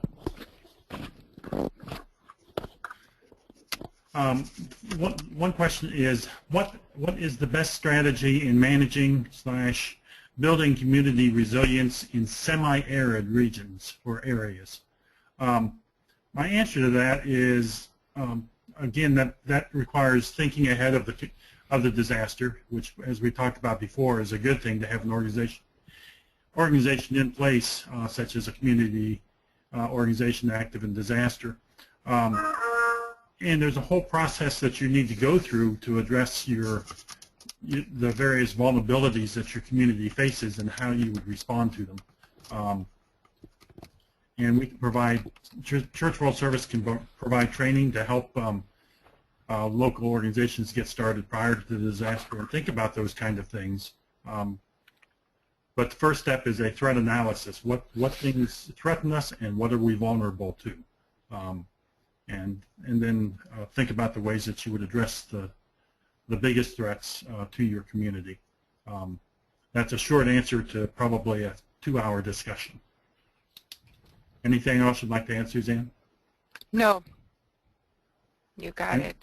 And again, will this training be available to us, either the recording or the slides? The recording will be available within about 48 hours.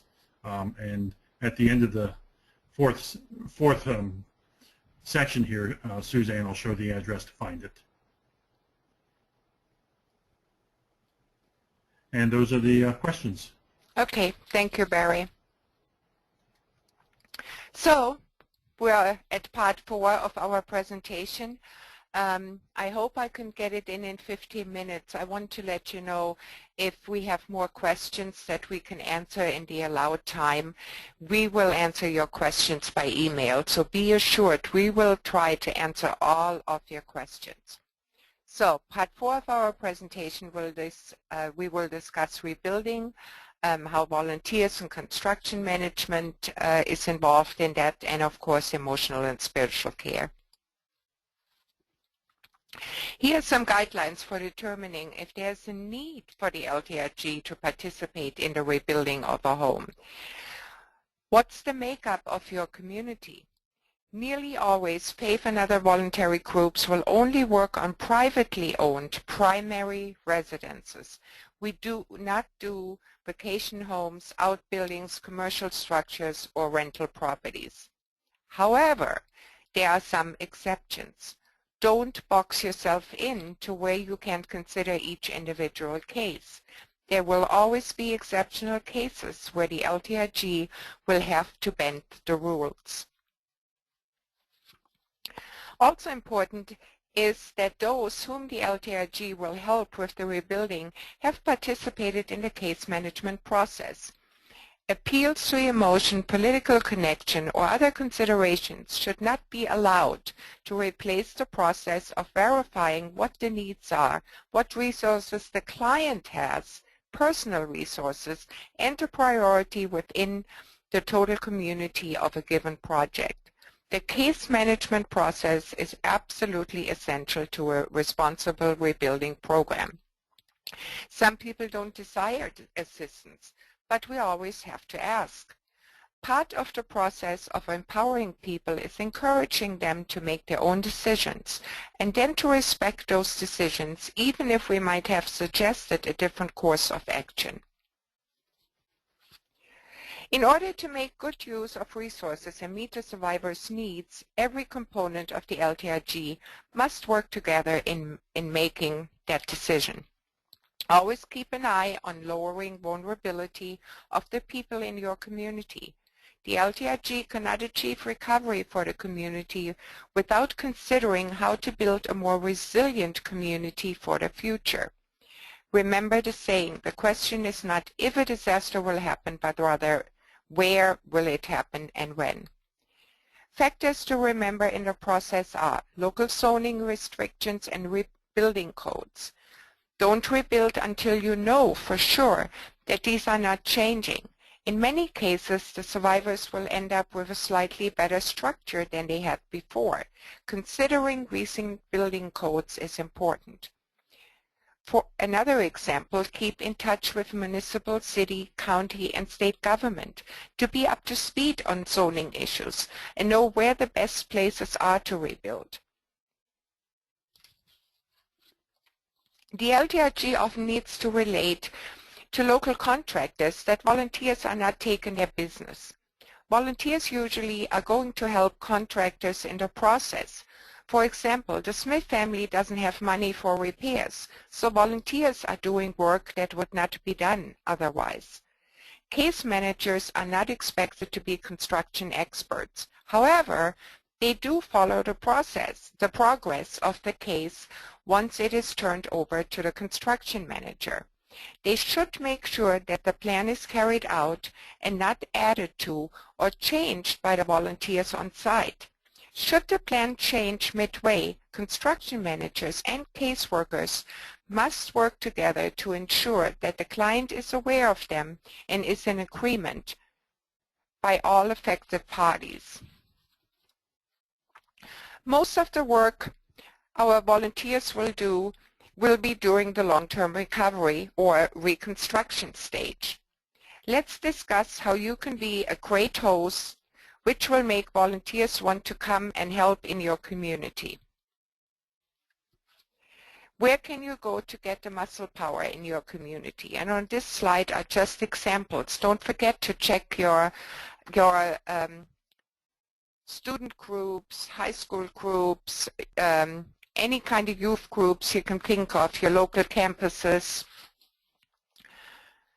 Then we have our elderly. We have contractors that sometimes take on volunteer work, certified electricians and plumbers, painters, valuable to help you with your code compliance. And there are several branches of AmeriCorps. So let's take a look. Listed here also is the website to get in contact and see if AmeriCorps volunteers would be available in your recovery process. Managing volunteers is part of the heart of recovery. It is important to show those who are helping our community that they are appreciated and that the unique skills that they bring to the table are not overlooked. I will be sharing some guidelines on how to best use the people that are gathering to help in your community. And also remember to empower the volunteer to meet the community needs and to have the volunteers have a positive experience in the process. The volunteer management should include a detailed orientation to the incident, the area as well as the affected population. Please don't forget necessary safety training. Housing and feeding resources need to be identified, and a thought should be given on how to show your appreciation for all the hard work provided. The volunteer orientation is also a good time to point out any special areas or places volunteers may utilize and plan to visit on a day off. What about transportation? Explain how the transportation to the worksite will take place. Make them feel welcome. Listen to their needs and concerns. Send out a disaster team preparation checklist. Make sure you give an adequate deadline. Church leaders may not always get them back to you in time, so request them to be sent to you at least 2 weeks prior to the group's arrival. Develop some job descriptions. It will be easier to look for specific volunteers to accomplish the task at hand. Match the skills of volunteers to the work that needs to be completed. An electrician is more valuable working in his field than painting a house. Establish some policies. What's the age of the volunteers? Do you want 12-year-olds from a church group on the work site? Give volunteers some training if necessary. Don't just send them to a work site. They may not have built a ramp before. What are the accommodations, overall living arrangements? And will meals be provided? And if so, by whom? Routine meetings for volunteers to stay in touch with management is a good way to keep communication fresh. Some things that management may want to be aware of are any problems volunteers may have with accommodations, work material, or health and safety issues. Building a sense of rapport with volunteers will help smooth out the work environment.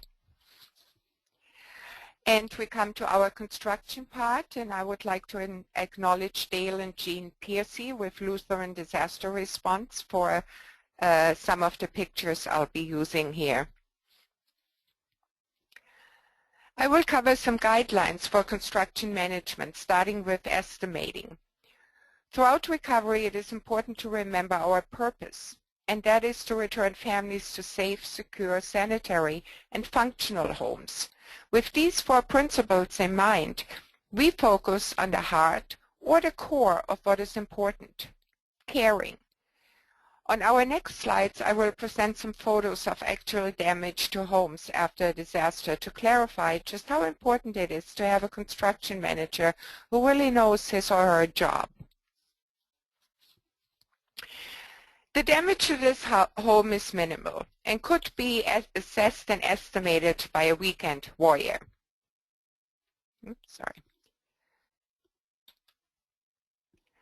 A weekend volunteer work group could most likely get this done over a weekend.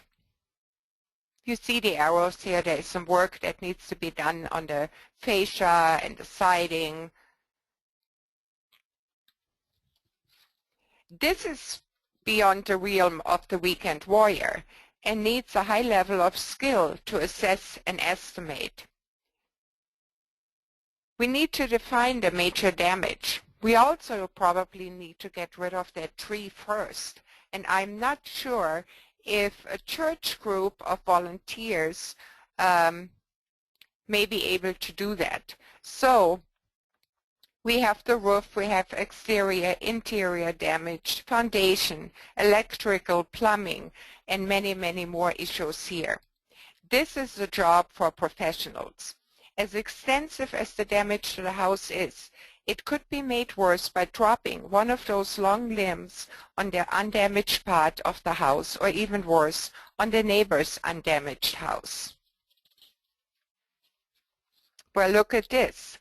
This project will also take a high skill level, as there are many hidden issues that will need to be addressed, including sensitivity. It may take the use of a bulldozer and some other heavy equipment, a plan for debris removal, an awareness of gas lines, water lines, power lines, sewer lines, and again, sensitivity. One thing that those of us who do this stuff a lot have to remember is that we can get a bit callous. We talk about all that stuff lying on the sidewalk as debris. But this debris is Grandma's dresser, the rocker we rocked our babies in, the photo album, the mementos of a lifetime lived, joys shared, sorrows endured, and the necessities that will be needed for people to reach a new normal. In this house, inaccessible because of the damage are all those things. It certainly would be extremely insensitive to this homeowner that everything in this house will just be bulldozed and hauled away. Sometimes the best way to approach this is to make a good faith effort to estimate the rebuild and let the client decide slowly and painfully that it just has to go. The LTRG is responsible for the work that is done in its name, as this is financed by the donated dollars given. You need to be good stewards of the donated money. The LTRG is also responsible to the survivors, the community, its governing board, and the volunteers.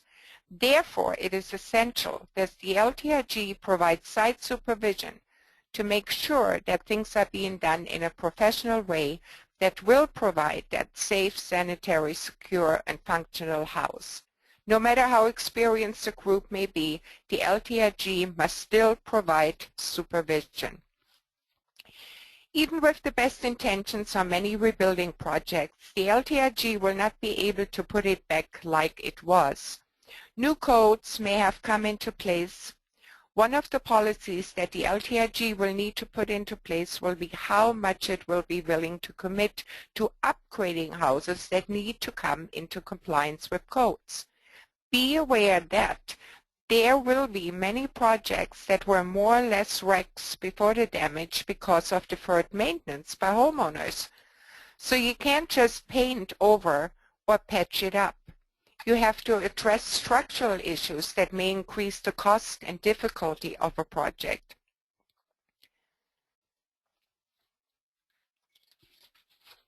Another important issue in rebuilding is to consider mitigation. You might ask, what exactly is mitigation? It is protecting a community against disaster. Sometimes that means removing the cause of a threat. But we can stop tornadoes or hurricanes from coming. We can only control how we prepare for them. We can do things that will reduce the effects of a natural disaster or have community shelters in place ready to take in the community during a threat.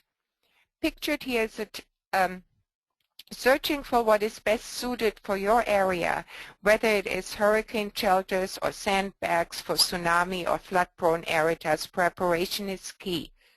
This is the focus of mitigation. Mitigation can get more complicated, such as elevating homes in flood or hurricane-prone areas. The purpose of mitigation is not to satisfy some requirement or regulation. The purpose of mitigation is listed here.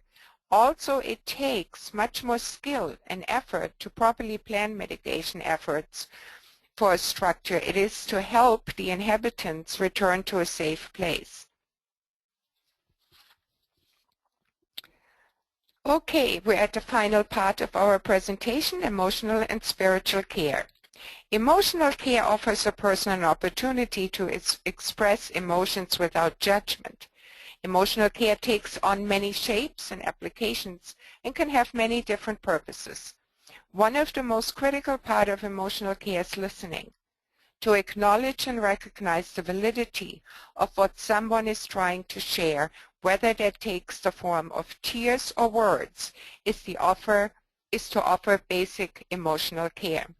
Spiritual care is to devote presence, attention, respectful assistance to helping people discern what is the meaning in their life now in this new environment of destruction and pain, how they will seek to live out that meaning as their recovery unfolds.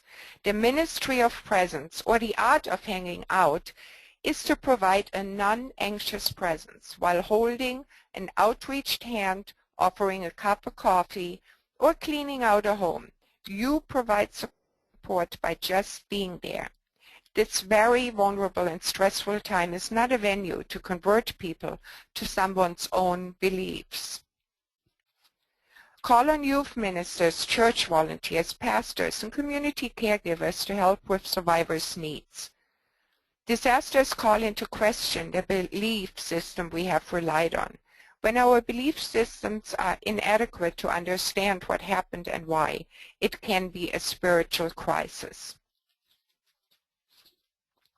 The LTRG will help survivors to establish trust again in the community by providing safety and security, provide opportunities to ventilate and validate feelings. Anniversaries of disasters require special care. Feeling of fear, anger, and pain can be triggered at the mark of these events. This can be true for the survivors as well as the caregivers. It is important to care for both within the recovery process, during and after completion. Disaster spiritual care is part of the broader crisis intervention process. The process is not psychotherapy, but is an acute short-term helping process designed to accomplish the following: stabilization after the initial impact of trauma, reduction of symptoms, promote resilience and coping, return to adaptive functioning, and referral to continued care by a specialist, if appropriate. Here are the guiding principles of emotional and spiritual care as outlined by the National Board. Respect for each person's rich diversity, commitment to ethical practices, do no harm, commitment to collaborate, commitment to confidentiality, respect for all expressions of belief. There's a cost to caring as well. Caregivers who listen to clients' stories of fear, pain, and suffering may feel similar fears, pain, and suffering because they do care. Sometimes we feel we are losing our sense of self to the clients we serve. Those who have enormous capacity for feeling and expressing empathy tend to be more at risk. Just imagine the disaster case manager connecting to 3 or 4 families and their path towards rebuilding their lives. Compassion fatigue, however, can affect anyone involved with the long-term recovery process. As we welcome families back into new homes, we must remember all the lessons learned. We must also remember the people that took part in their recovery and be sure that we have a way to stay in touch should there be another emergency where we may need them. There has been a lot of hard work done to this point, and now it's time to rest, rejuvenate, enjoy today, and prepare for tomorrow.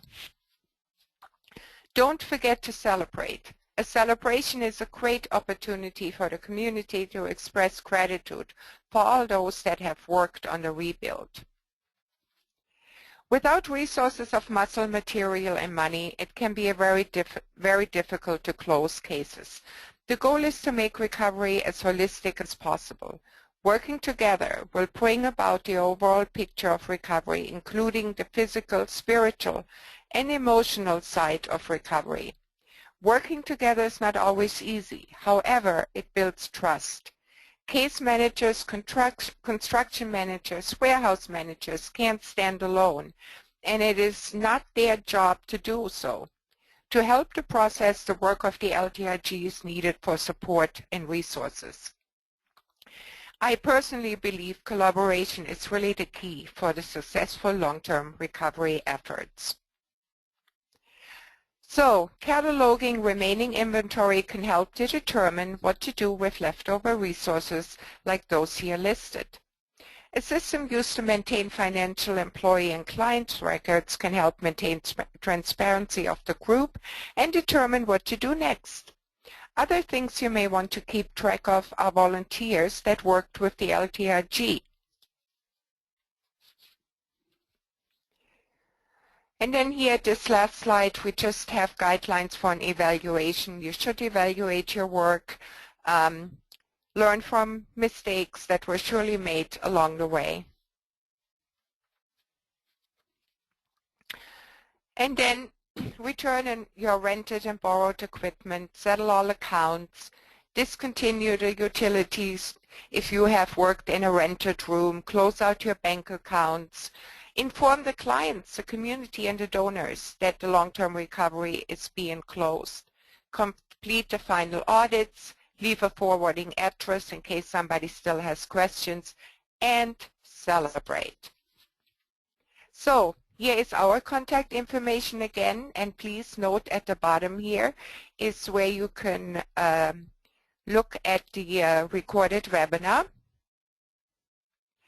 This is an interesting site I would like to introduce to you. It's our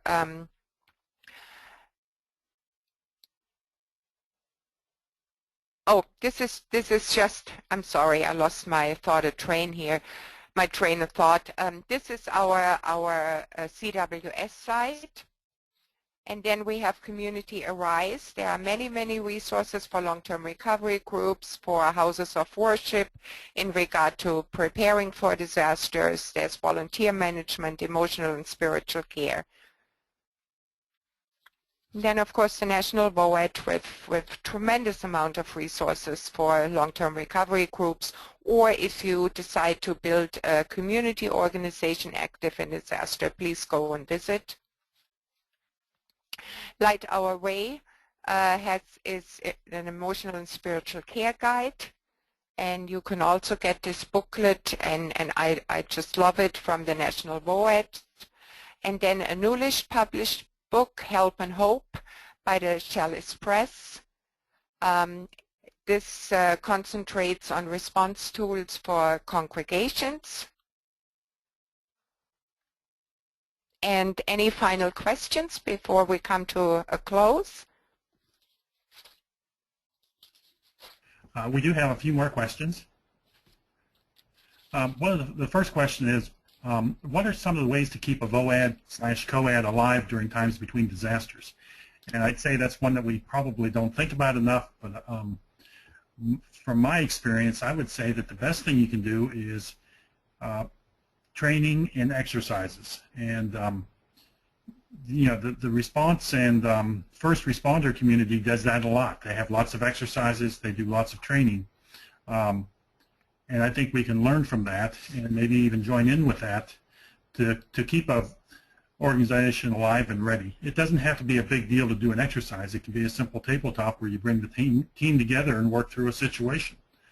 Maybe once a year have a large exercise in conjunction with a large first responder exercise where you follow through after they've done their part, and you follow through on how do we now rebuild the community now that we've saved everybody from a flood.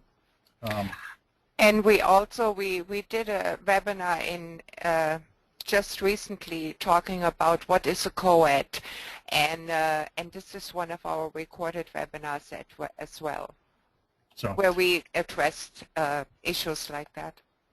And on the training part, there are many organizations that are willing, in many cases, to come do training to your community, and mostly through, you can contact those organizations through National VOAD and see what the specialties of the different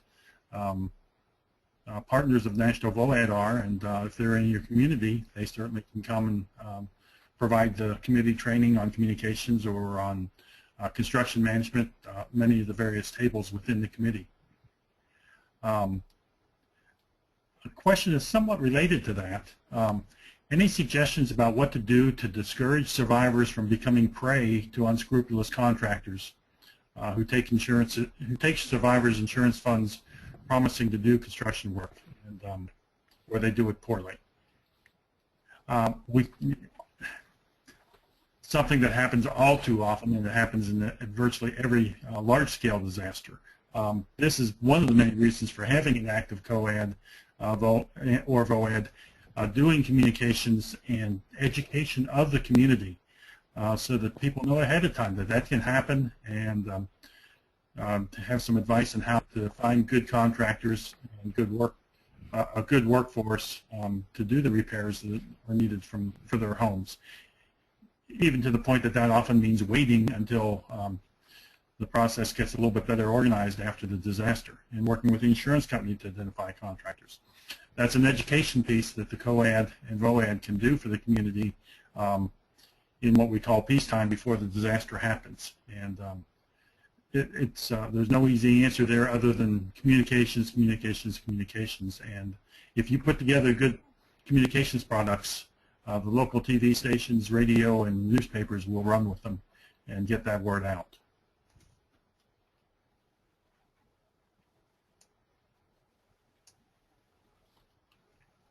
Any other thoughts on that, Suzanne? No, I agree. Okay. It's unfortunately a common occurrence. Another question is, has disaster response experience identified areas where lawsuits and legal liability are of particular concern when engaging volunteers? What voluntary efforts are most subject to lawsuits? The good thing is, within my experience, I haven't seen too much of that happen. And even better news is there are ways to mitigate that. And I would refer you to National VOAD construction management documents that help you educate the volunteers and provide the forms necessary to reduce the liability if the volunteer is injured. And of course, the biggest point on that is if you're training the volunteer properly and they have the right tools and the right equipment and you put the right volunteer in the right job, you're doing 99% of what's needed to keep those accidents from happening. But I would look at the National VOAD manual on long-term recovery and National VOAD manuals on construction and volunteer management for forms that will release you from liability and for forms that can be used to help you best identify the skills of the volunteer and match it to the job that that volunteer can most safely accomplish for you. Those are the questions, Suzanne. Thanks, Barry. Well, thank you to all of you for participating. Thank you also for all the work that you do. Have a great evening, and please visit our website frequently for additional training opportunities in the future. Thanks. Goodbye.